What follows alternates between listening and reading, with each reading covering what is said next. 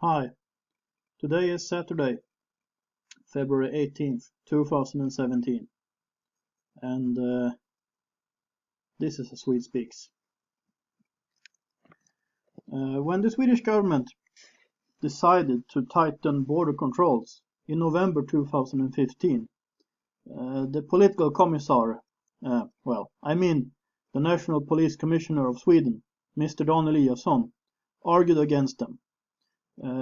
These border controls were introduced because of the migration wave to Europe and to Sweden. In a meeting a week before the controls were introduced, Mr. Eliasson said that the positive effects of these controls did not outweigh the negative effects. Already in September 2015, 2 months earlier, all the regional border police sections of Sweden agreed that it was necessary to introduce border controls.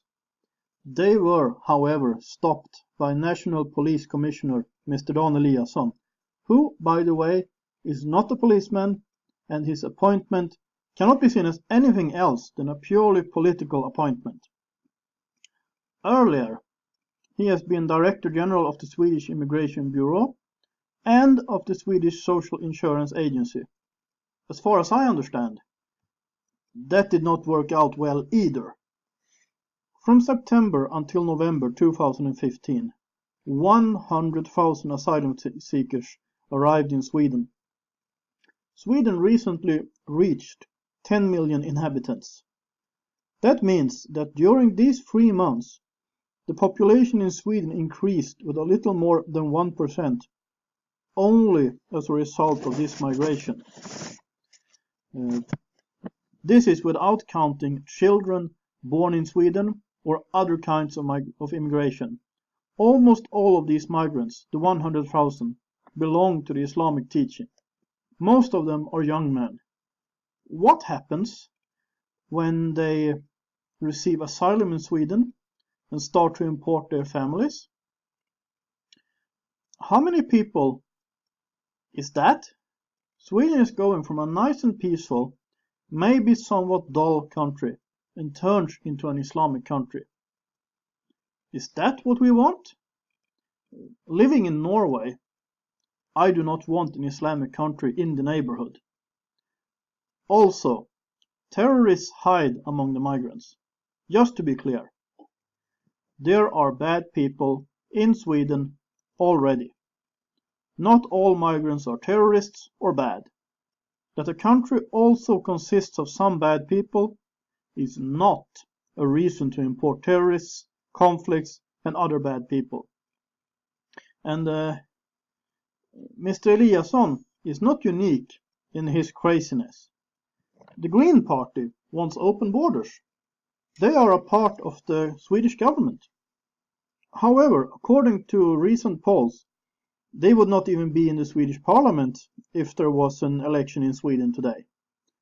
The Swedish Center Party earlier spoke about how Sweden could import 20 million people. Remember, Sweden's got 10 million people right now. And the Center Party would call these potential 20 million people settlers or pioneers.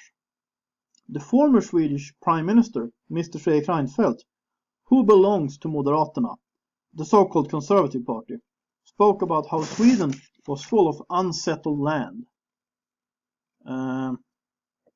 Did Mr. Reinfeldt miss the lesson in school when they taught us about how a lot of Sweden's wealth comes from the forest industry, and from all this unsettled land?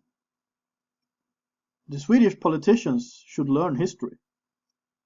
In 1941, the Swedish writer Vilhelm Moberg, the guy who also wrote about the Swedes who went to America, but in 1941 he wrote, quote, "Sweden is ours. It is the land of 6.25 million Swedes, but it is also the land of the dead, of them who built it for us from the beginning and left us their work to manage and improve.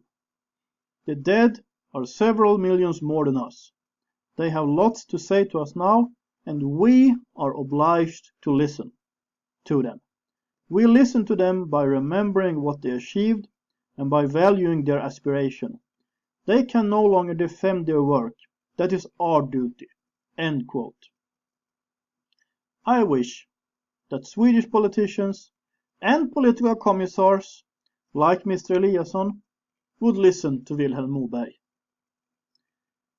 If you like this channel, please like my videos, please share them, please subscribe to my channel, and if you would like to support this channel, you can support it through PayPal, you can support it through Patreon.